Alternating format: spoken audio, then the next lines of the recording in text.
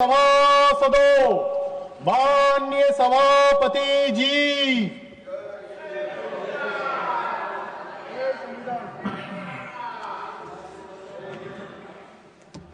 Honourable prime minister जी,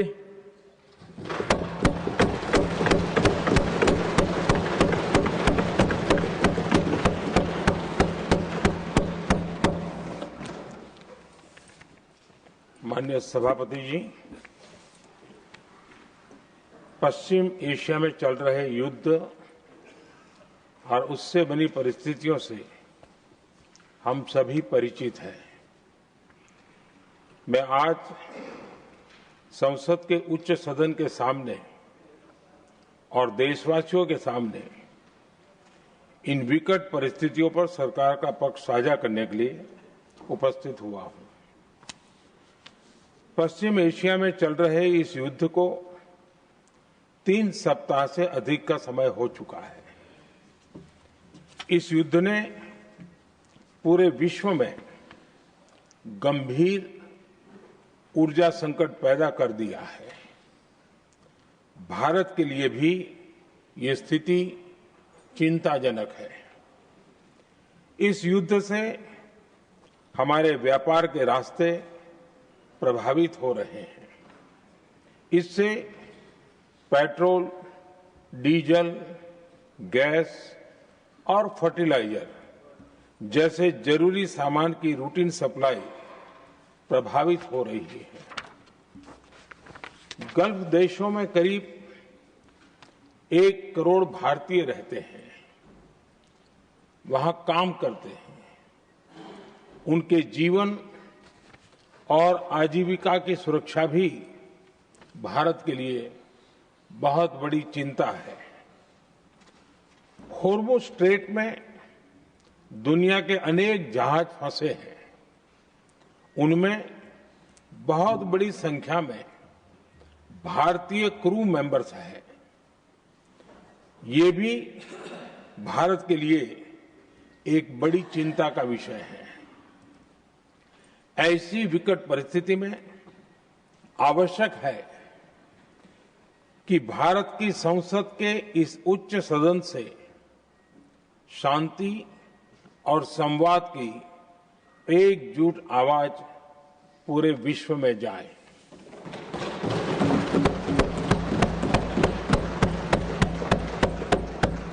सभापति जी, युद्ध की शुरुआत के बाद से मैंने पश्चिम एशिया के ज्यादातर देशों के राष्ट्राध्यक्षों के साथ 2 राउंड फोन पर बात की है।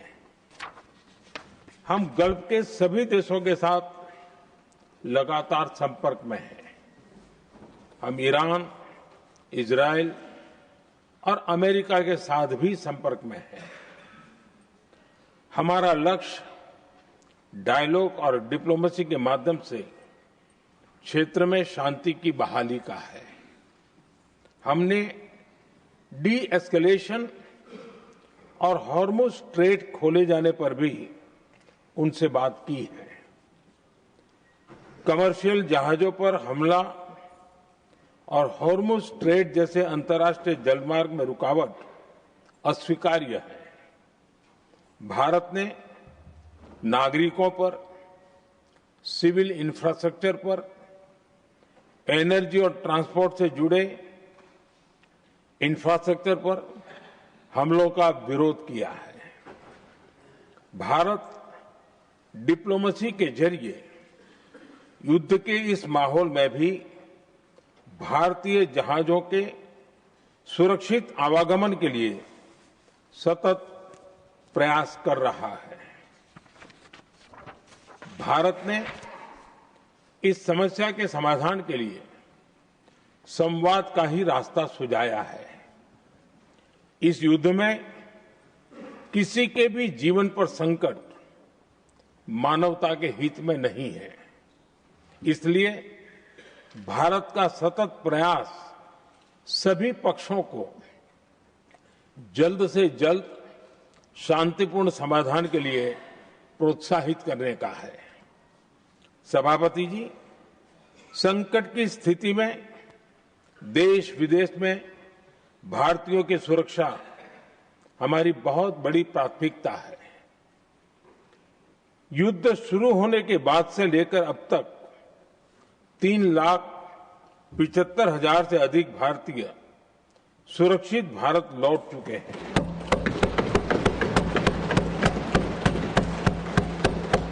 ईरान से ही अभी तक 1,000 से अधिक भारतीय सुरक्षित वापस लौटे हैं। इनमें 700 से अधिक मेडिकल की पढ़ाई करने वाले युवा हैं। हमारी सरकार संकट के इस समय में पूरी संवेदनशीलता से काम कर रही है। सभी देशों ने वहां मौजूद भारतीयों की सुरक्षा का पूरा आश्वासन दिया है। हालांकि ये बहुत दुखद है कि हमलों के कारण कुछ भारतीयों की मृत्यु हुई है और कुछ घायल भी हुए हैं।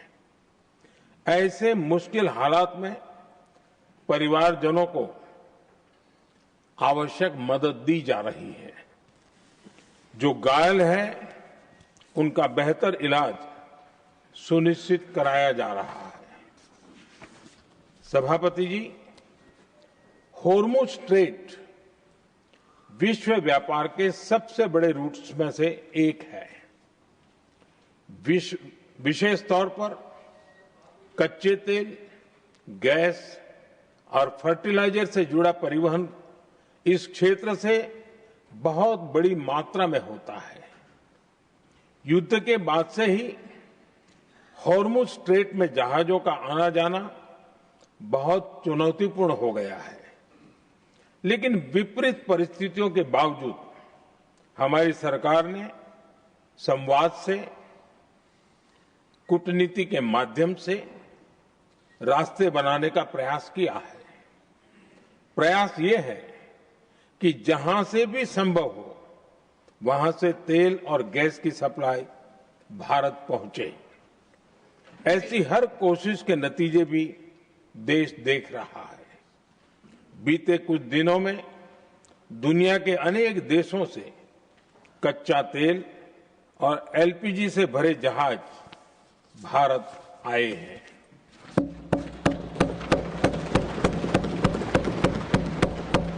इस दिशा में हमारे प्रयास आने वाले दिनों में भी जारी रहेंगे।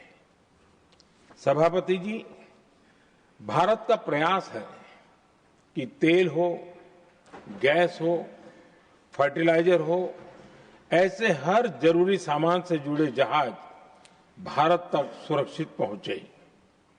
लेकिन इस युद्ध से बनी वैश्विक परिस्थितियां अगर लंबे समय तक बनी रहती है तो गंभीर दुष्परिणाम तय है। इसलिए भारत ने अपनी रेजिलियंस बढ़ाने के लिए जो भी प्रयास बीते वर्षों में किए हैं, उनको और गति दे रहा है। सभापति जी, कोई भी संकट हो, वो हमारे हौसलों और हमारे प्रयास दोनों की परीक्षा लेता है। देश ऐसे संकटों का बेहतर तरीके से सामना कर सके, इसके लिए बीते 11 वर्षों में निरंतर निर्णय लिए गए हैं। एनर्जी इंपोर्ट का डाइवर्सिफिकेशन ऐसे ही प्रयासों का हिस्सा है। पहले क्रूड ऑयल, एलएनजी, एलपीजी ऐसी एनर्जी जरूरतों के लिए 27 देशों से इंपोर्ट किया जाता था। वहीं आज भारत 41 देशों से एनर्जी इंपोर्ट करता है। बीते दशक में भारत ने संकट के ऐसे ही समय के लिए कच्चे तेल के भंडारण को भी प्राथमिकता दी है। हमारी तेल कंपनियां संकट के समय के लिए काफी मात्रा में पेट्रोल और डीजल का भंडार रखती हैं। बीते 11 वर्षों में 53 लाख मीट्रिक टन से अधिक का स्ट्रेटेजिक पेट्रोलियम रिजर्व भी डेवलप किया गया है और 65 लाख मीट्रिक टन से अधिक के रिजर्व की व्यवस्था पर देश काम कर रहा है। साथ ही बीते दशक में भारत की रिफाइनिंग कैपेसिटी भी अच्छी खासी बढ़ाई गई है। मैं आपके माध्यम से सदन को और देश को ये आश्वासन देना चाहता हूं कि भारत के पास क्रूड ऑयल के पर्याप्त स्टोरेज के और निरंतर सप्लाई की व्यवस्थाएं हैं। सभापति जी, हमारी सरकार की कोशिश है कि ईंधन के किसी एक ही स्रोत पर ज्यादा निर्भरता न रहे। सरकार घरेलू गैस सप्लाई में एलपीजी के अलावा पीएनजी पर भी बल दे रही है। बीते दशक में देश में पीएनजी कनेक्शन पर अभूतपूर्व काम हुआ है। बीते दिनों में इस काम को और तेज किया गया है। साथ ही एलपीजी के घरेलू उत्पादन को भी बड़े पैमाने पर बढ़ाने का प्रयास किया जा रहा है। सभापति जी, बीते वर्षों में सरकार का निरंतर प्रयास रहा है कि हर सेक्टर में दूसरे देशों पर निर्भरता कम से कम हो, हम ज्यादा से ज्यादा आत्मनिर्भर हो, यही एकमात्र विकल्प है।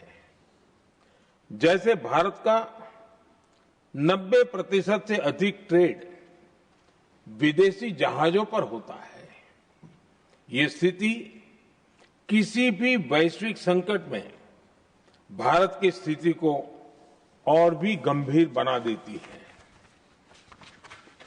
इसलिए सरकार ने मेड इन इंडिया जहाज बनाने के लिए करीब 70,000 करोड़ रुपए का अभियान शुरू किया।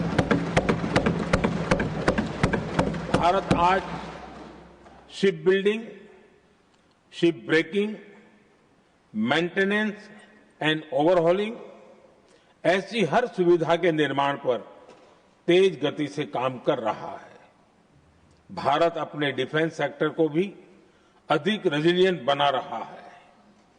बीते दशक में किए गए प्रयासों से भारत आज अपनी जरूरत के अधिकांश हथियार भारत में ही बना रहा है। एक समय था जब भारत अपने जीवन रक्षक दवाओं के कच्चे माल यानी एपीआई के लिए भी दूसरे देशों पर बहुत अधिक निर्भर था। बीते वर्षों में देश ने भारत में ही एपीआई इकोसिस्टम बनाने के लिए अनेक प्रयास किए हैं। इसी प्रकार रेयर अर्थ मिनरल्स में विदेशी निर्भरता को कम करने के लिए भी बड़े कदम उठाए जा रहे हैं।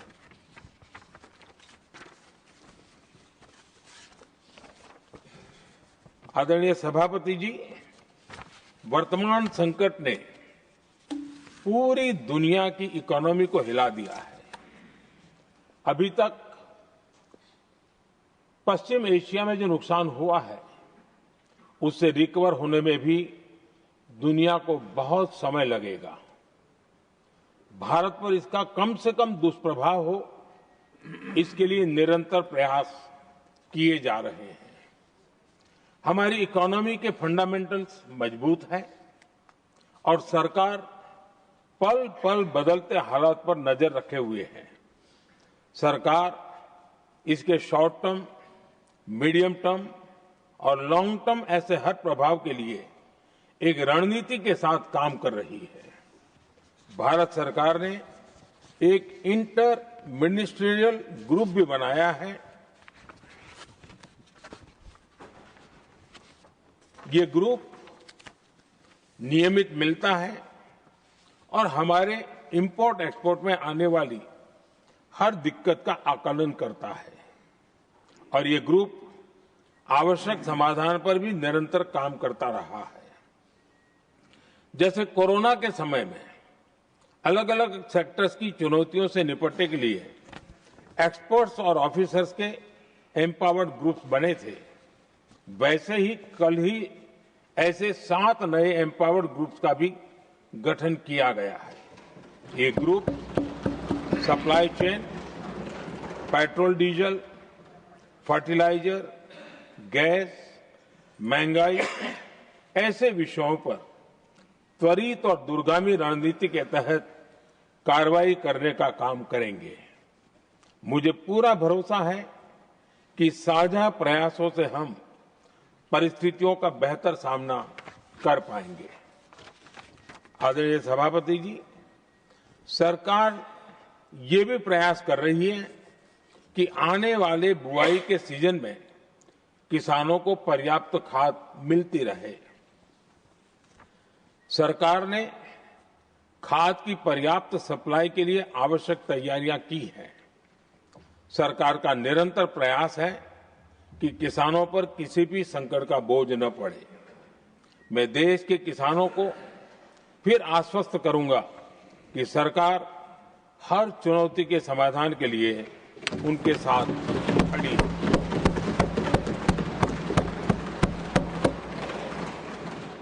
आदरणीय सभापति जी, ये राज्यों का सदन है। आने वाले समय में ये संकट हमारे देश की बड़ी परीक्षा लेने वाला है और इस परीक्षा में सफलता के लिए राज्यों का सहयोग बहुत आवश्यक है। इसलिए इस सदन के माध्यम से मैं देश के सभी राज्यों की सरकारों से भी कुछ आग्रह करना चाहता हूं। संकट के समय गरीबों पर, श्रमिकों पर, प्रवासी साथियों पर बहुत बुरा असर पड़ता है। इसलिए पीएम गरीब कल्याण अन्न योजना का लाभ समय पर मिलता रहे, ये सुनिश्चित करना होगा। जहां प्रवासी श्रमिक साथी काम करते हैं, उनकी परेशानियों को दूर करने के लिए प्रोएक्टिव कदम उठाए जाएं। ऐसी स्थितियों पर नजर रखने के लिए राज्य सरकारें विशेष व्यवस्थाएं करें तो इससे काफी सुविधा होगी। राज्य सरकारों को एक और चुनौती पर भी बहुत अधिक ध्यान देना होगा। ऐसे समय में कालाबाजारी करने वाले, जमाखोरी करने वाले बहुत एक्टिव हो जाते हैं। जहां से भी ऐसी शिकायतें आती हैं, वहां त्वरित कार्रवाई होनी चाहिए।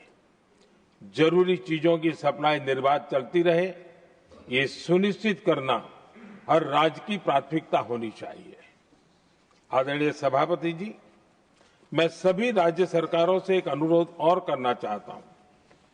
संकट चाहे कितना भी बड़ा हो, भारत की तेज ग्रोथ बनाए रखना हम सभी का दायित्व है। हमें इसके लिए हर जरूरी कदम, हर जरूरी रिफॉर्म्स तेजी से करते रहने होंगे। ये राज्य सरकारों के पास बहुत बड़ा अवसर भी है। ये टीम इंडिया की भी बहुत बड़ी परीक्षा है। कोरोना के महासंकट में केंद्र और राज्यों ने टीम इंडिया बनकर कोविड मैनेजमेंट का एक बेहतरीन मॉडल सामने रखा था। अलग अलग पॉलिटिकल पार्टी की सरकारें होने के बावजूद टेस्टिंग, वैक्सीनेशन से लेकर जरूरी चीजों की आपूर्ति टीम इंडिया के प्रयासों से ही सुनिश्चित हो पाई थी। हमें उसी भावना के साथ आगे भी काम करना है। सभी राज्य सरकारों और केंद्र सरकार के प्रयासों से देश इस गंभीर वैश्विक संकट का प्रभावी रूप से सामना कर पाएगा। आदरणीय सभापति जी, ये संकट अलग प्रकार का है और इसके समाधान भी अलग प्रकार से ही तय किए जा रहे हैं।